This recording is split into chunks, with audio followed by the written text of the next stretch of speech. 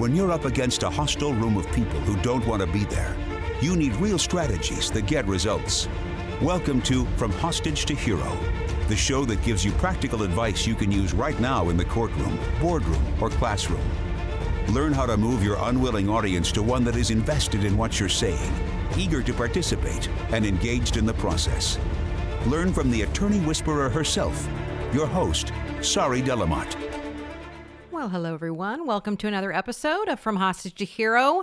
I'm your host, Sari, the attorney whisperer. Glad to be with you today. I am podcasting from a beautiful location at the beach, the Oregon coast. And so right outside my window is the beautiful Pacific Ocean. And I'm still happy to be here with you. Always happy to spend time with my friends, as I consider you all my friends. And I've just so been thankful for all of your reviews, for the podcast, for the book. And today we're talking about the concept of integration and really living into your identity. I haven't actually named the podcast yet, so it may sound different in the title when we actually get it titled, but this is a concept that's been coming up in coaching sessions, and I've seen it play out so often in the courtroom and otherwise that I thought it really made sense to address it in one of these episodes. And so here it is. The biggest thing that I am seeing is that you all, I wouldn't say all of you, but what I'm seeing across the board in general, there you go, is that you are showing up as someone completely different in court than who you are as a person. And beyond that, you are actually looking at them as two very different things. For example, when we're talking about conversational skills in voir dire, or we're talking about how to be curious about someone else when you're having a conversation, or we're talking about how to teach or be passionate about the things that you're talking about in court, y'all seem to think of those as this separate other thing under the umbrella of quote unquote courtroom skills. And I don't think that serves you, because it's not until you can fully integrate who you are and how that person shows up in court that you really are going to start to see success in the courtroom. In fact, I'm often shocked when I watch most of you get up in front of even a mock jury, how you immediately morph into this person I don't recognize. I remember working with a very well-known trial attorney, I will not name who it is, and we were working on a speech, actually, for a very big group that he had to give a speech to.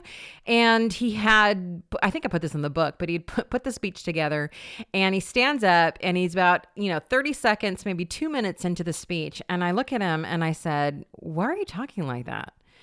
And he said, talking like what?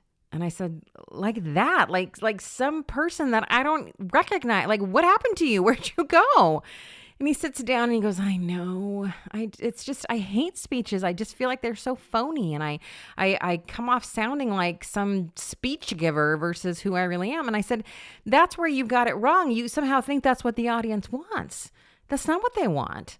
They want you with polish. Yes. We want to give a good presentation, but they don't want to hear a speech. My Lord, no one wants to hear a speech. No one wants to hear a speech. Okay. So it's this weird thing that happens that the minute you get in front of any kind of audience, and this is true across the board, not just with trial attorneys, but since y'all are my peeps, I'm talking to you, is that somehow you become presenter guy or presenter gal, or you become the person who's using these gimmicks or things that you've learned at a CLE. You're putting these things on instead of actually recognizing that you have them already. And if you would just show up as your natural self and integrate those already wonderful life skills that you are showing to the world, hopefully, and not see them as this other separate set of skills.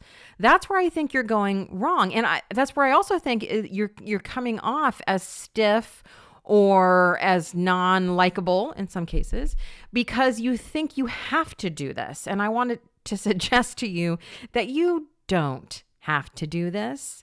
Listen, if you really want to get good at, say, voir dire, which is my specialty and what I love talking about the most, then you have to, yes, you have to be curious. You have to know how to shape a conversation. You have to honestly be interested in the other person and their point of view. But those are not things that are nowhere present outside of court. Those are things that you have to integrate and become, not skills that you put on, meaning this has to be part of your identity as a human being if you really want to succeed at this in the courtroom. Meaning you have to actually be a curious person, not figure out the skill of curiosity. You have to actually be someone who likes to converse with people and practice that skill outside of court versus I'm now going to go in court and use this skill of conversing that I learned at this CLE. Do you see what I'm saying here? Because court is not a show.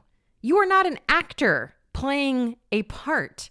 This is what y'all have got wrong. Is there times where we act? Yes, like storytelling, when we become characters and set the scene and do all those great things. Yes, there are times when we act. But in general, you are not a player on a stage that comes in front of this person and becomes a totally different version of you.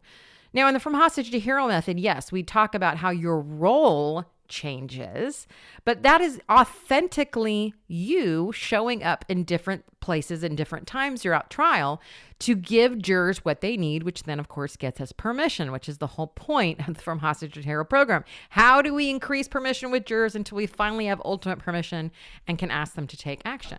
So I'm not saying that you don't do different things or adapt or try different communication things, but what I am saying is that these are things that you should have. And if you don't have, you develop outside of court as a communicator, as a human being, and integrate into your identity and who you are versus just seeing them as this separate set of skills that you then pack into your backpack the day of court and pull out when you need them there. Because this is the problem. So many of you are like, well, sorry, how do I get good at these things? Because we're so often not in court, and sometimes it's months, if not years, between court appearances. And I'm thinking, come on now. All of the things that you do in court, you do outside of court. And that's where you can get really good at them. Yes, it's different in court, and there are parameters and things that we have to manage and handle. But when you continue to look at this and see it as two separate things, my courtroom skills and my normal communication skills, that's where we get into trouble. Now, part of the reason why I believe y'all do this is because we want to do it to protect ourselves. I mean, that's really it, isn't it? In many cases, in that we are going to come in front of this, yes, sometimes hostile audience, and we are going to ask them, either verbally or not, to trust us and to believe in our version of events. And that takes vulnerability.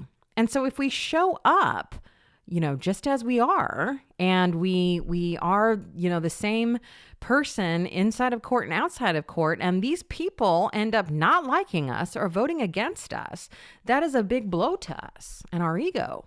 And so this is why I believe we do this, is why we compartmentalize, why we don't integrate. We have, courtroom self, and we have mom self, and we have, colleague person, and we have all these different roles that we play, and we wall ourselves off from the other pieces of ourselves so that we can keep all these individual pieces safe.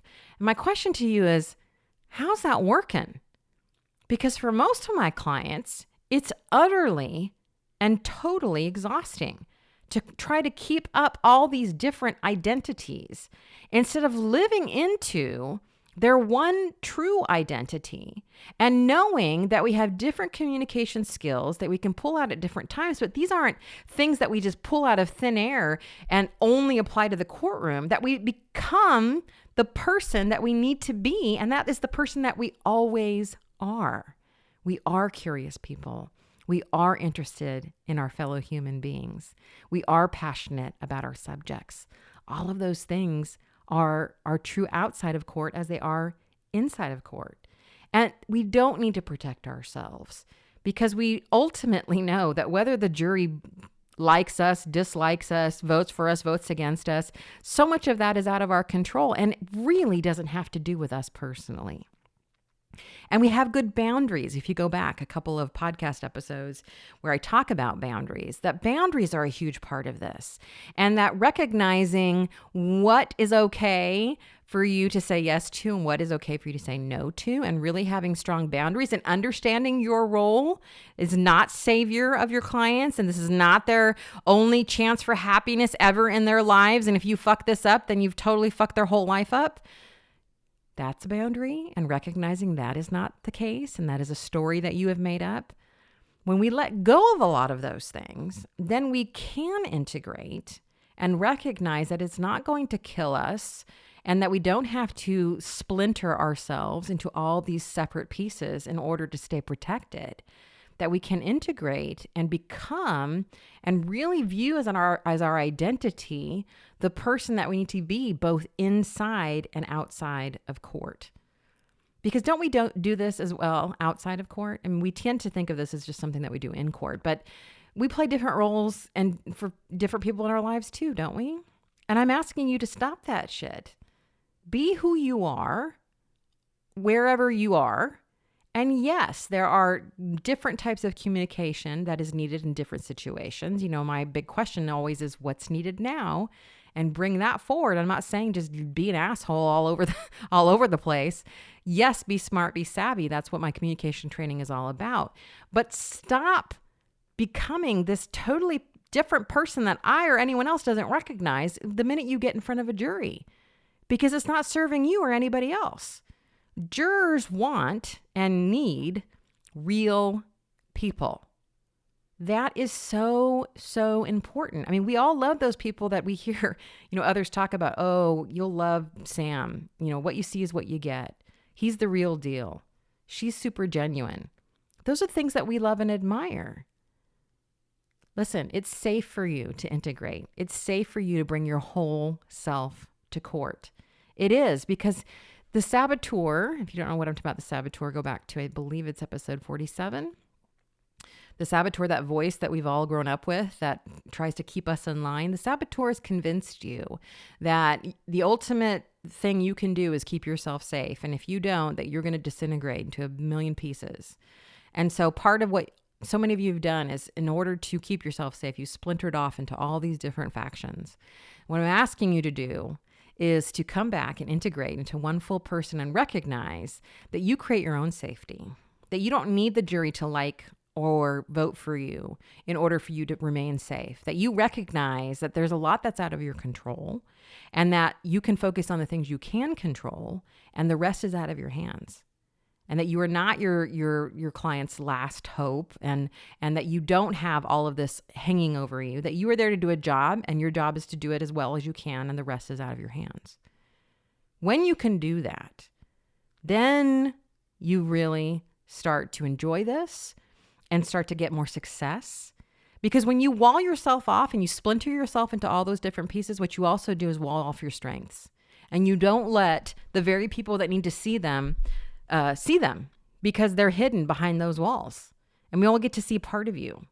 It's like that beautiful kaleidoscope. We want to see all the colors. We want to see all the different parts. That's what creates success in human communication, which is what this is all about. I can't help but notice how integration is also so similar to the word integrity. Be integritous. Show us who you are. Recognize that that's what the jurors want. That's where this becomes fun. And it's just so much easier to actually bring all your pieces together and know that you're safe and you're okay. Well, that's all I've got for you today. A little bit of a shorter one, but I hope that helps. We'll talk soon, my friends.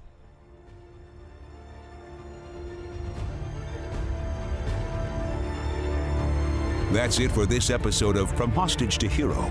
But head to our website, saridlm.com, for other must-have resources from Sari Delamotte. Read the transcript of this podcast, watch trial tip videos, or download your free copy of Sari's article, Why Jurors Hate the Hobby Question. We're glad you joined us today, and until next time, remember that to lead a hostage to freedom, you must first free yourself.